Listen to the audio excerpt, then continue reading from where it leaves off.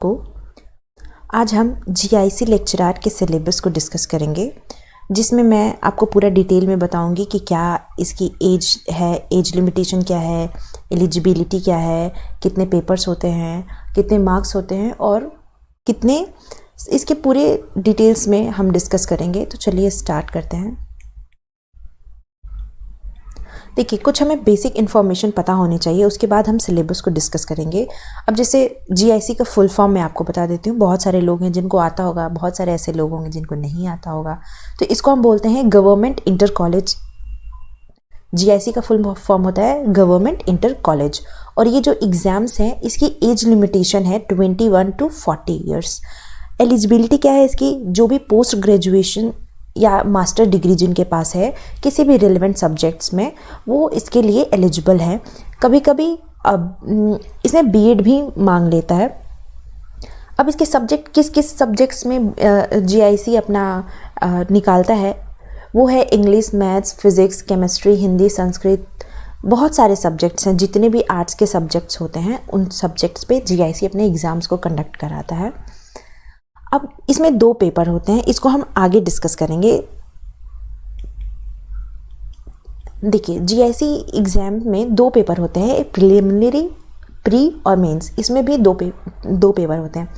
अब जैसे ये प्री है, ये मल्टीपल चॉइस वाला होता है, यानी कि एमसीक्यू टाइप का इसमें पेपर होगा। और मेंस में डिस्क्रिप्टिव पेपर होता है, यानी कि हमें लिखना पड़ता है। अब ये जो हमारा प्री एग्ज़ाम है इसमें 2 पेपर आते हैं, पेपर 1 और पेपर 2। पेपर 1 क्या होता है? ये जनरल स्टडीज़ होते हैं जो सबको देना होता है, और पेपर 1 हमारा ऑप्शनल होता है। ये जीएस है, ये 40 नंबर का होता है, और ये पेपर 2 हमारा 80 नंबर का होता है। इसमें निगेटिव मार्किंग भी होती है, 1/3 निगेटिव मार्किंग होती है, यानी कि 3 क्वेश्चन अगर गलत होंगे तब आपके 1 क्वेश्चन और सही वाले कट जाएंगे। तो इस तरह से इसकी निगेटिव मार्किंग भी होती है। तो यहाँ पे पेपर 1 और पेपर 2 को मिला के जो टोटल क्वेश्चन है वो है 120, और इसमें टोटल मार्क्स 300 का होता है, और घंटे जो हमें मिलते हैं क्वेश्चन करने के वो 2 घंटे होते हैं। तो ये हमारा प्री एग्ज़ाम का पैटर्न है, जिस तरह से पेपर होगा, क्वेश्चंस, मार्क्स। इसके बाद अगर हमारा प्री क्लियर हो जाता है तब हमें मेंस पेपर देना होता है। मेंस पेपर में दो सब्जेक्ट्स होंगे। पहला पार्ट 1 का जो सब्जेक्ट है हमारा, वो जनरल हिंदी होगा। हिंदी में हमें ऐसे या निबंध लिखने को आएगा, हिंदी में और ये 100 नंबर का होगा, ये जो हमारा निबंध है, और इसके 2 घंटे हमें मिलेंगे। और उसके बाद पार्ट जो दूसरा है वो हमारा ऑप्शनल सब्जेक्ट, यानी कि आज मैं इकोनॉमिक्स के लिए सिलेबस को डिस्कस करूँगी। तो लेकिन जो भी बच्चे हैं जैसे कि जो ज्योग्राफी है, जिनका हिस्ट्री है, तो उससे रिलेटेड क्वेश्चन ऑप्शनल सब्जेक्ट में आएंगे, और ये डिस्क्रिप्टिव होगा, और ये 300 नंबर का होगा, और इसके 3 घंटे मिलेंगे। तो यानी कि 2 पैटर्न में हमारे एग्ज़ाम होंगे, प्री और मेंस, और जो प्री क्लियर करेगा वो मेंस में जाएगा। अब ये तो हमारा था कि मार्क्स और टोटल मार्क्स और घंटे कितने होंगे। अब हम देखेंगे जो हमारा प्री का सब्जेक्ट है, इसको तो हमें देखने की ज़रूरत नहीं है, मेंस का सब्जेक्ट, क्योंकि हिंदी में ऐसे आएगा, और ऑप्शनल सब्जेक्ट जो अभी मैं प्री के लिए कराऊंगी उसी में हमें ऑप्शनल सब्जेक्ट को भी पढ़ना है। हमारा पेपर 1 का हम देखते हैं, ये जो हमारा प्री का सिलेबस है इसको हम डिस्कस कर लेते हैं।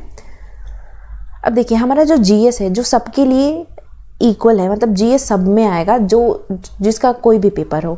तो जीएस का जो हमारा सिलेबस है वो है जनरल साइंस, और जनरल साइंस हमारा हाई स्कूल स्टैंडर्ड तक का ही आता है।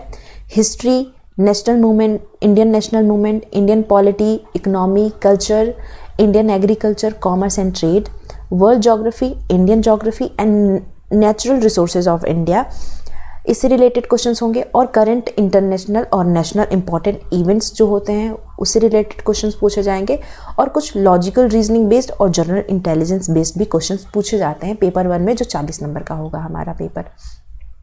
इसके बाद अब मैं सब्जेक्ट रिलेटेड मैं सिर्फ इकोनॉमिक्स का ही कराऊंगी। अब जिससे भी कंसर्निंग जो भी बच्चा उस सब्जेक्ट है, जैसे ज्योग्राफी, हिस्ट्री, वो अपना उसका मैं यहाँ पे सिलेबस नहीं कवर करा रही हूँ, सिर्फ इकोनॉमिक्स के बच्चों का ही कराऊंगी। इसके साथ साथ ये हमारे पेपर 1 का ही पार्ट है, specific knowledge regarding education, culture, agriculture, industry, trade, living and social traditions of Uttar Pradesh. फिर elementary mathematics up to 8th level, उसमें आएगा algebraic, arithmetic, algebra and geometry, और इकोलॉजी एंड इन्वायरमेंट। ये सारे जो भी मैंने पीछे वाली स्लाइड में था और ये वाली स्लाइड, ये दोनों मिला के ये जीएस जो हमारा जनरल स्टडीज़ का पेपर होगा, पेपर 1 का, ये उसका सिलेबस है। अब हम चलते हैं पेपर 2 पे। अब पेपर 2 जो हमारा इकोनॉमिक्स है, इसमें ये 7 सब्जेक्ट्स, यानी कि ये 7 तरह के इकोनॉमिक्स के सब्जेक्ट्स पूछे जाएंगे, और इसके क्या क्या टॉपिक्स हैं ये भी मैं बताऊंगी। जैसे micro economics, macro, money and banking, public finance, international trade and foreign exchange, Indian economy and elementary statistics. अब यही सारे सब्जेक्ट्स क्यों पूछे जाएंगे? क्योंकि ये हमारा इंटर कॉलेज का एग्ज़ाम है, तो इंटर कॉलेज में यही सारे सब्जेक्ट्स पढ़ाए जाते हैं। अब हम देखते हैं 1 बाय 1 कि इस सब्जेक्ट से रिलेटेड कौन कौन से टॉपिक्स पूछे जाएंगे।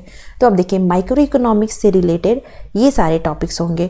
Theory of consumer behaviour, demand analysis, cardinal and ordinal approach, indifference curve, theory of production, law of returns to scale, production function, cost and revenue curve, equilibrium of firm under different market, जैसे perfect competition, monopoly and monopolistic competitions. तो ये है micro economics का part. अब हम देखते हैं macro economics में कौन कौन से टॉपिक्स हमें कवर करनी है। तो वो है national income, components and method of accounting, classical and Keynesian theory of employment and income, consumption and investment function, inflation and measures to control inflation and theory of trade cycle. ये macro economics का part है। अब हम देखते हैं कि हमारा जो नेक्स्ट सब्जेक्ट है ये मनी एंड बैंकिंग इकोनॉमिक्स का, इसके कौन कौन से टॉपिक्स हैं। तो concept and function of money, determinants of money supply, quantity theory of money जिसमें फिशर, कैम्ब्रिज अप्रोच, कीन्जियन अप्रोच, ये सब आते हैं। सेंट्रल एंड कमर्शियल बैंक, उसके फंक्शंस क्या होते हैं, क्रेडिट क्रिएशन क्या होता है, method of credit control by central bank कैसे होता है। तो ये मनी एंड बैंकिंग से रिलेटेड टॉपिक्स होंगे जो आपको कवर करने हैं। चौथा हमारा है पब्लिक फाइनेंस, जिसमें आपको कवर करना है role of government in economic activities, taxation, direct and indirect taxes, concept of deficit and budget of the union government of India, public expenditure, effects and evaluation, public debt, finance commission and physical policy. ये public finance का part होगा। Next है हमारा international trade and foreign exchange, जिसमें हमें पढ़ना है balance of trade and balance of payment, foreign exchange rate, purchasing power parity, balance of payment theories, और इंटरनेशनल इंस्टीट्यूशन जैसे IMF, IDA, IBRD।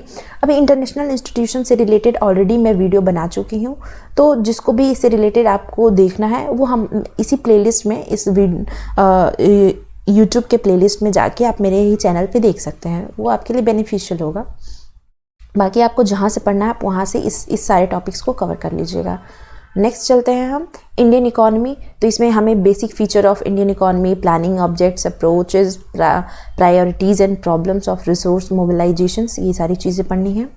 Policies relating to populations, poverty and unemployment in India, agricultural policy, issues of food security, developing rural infrastructure and evaluation of policy promoting rural development, industrial policy, industrial reforms and their impact on industrial growth, public sector undertaking, small scale enterprises, और जो हमारा last economics में जो subject है वो है elementary statistics, जिसमें हमें स्टैटिस्टिक्स के मीनिंग एंड इंपॉर्टेंस पढ़ने हैं, data collection, analyse and representations, measure of central tendency, dispersion, correlations, method of sampling, index number and time series analysis.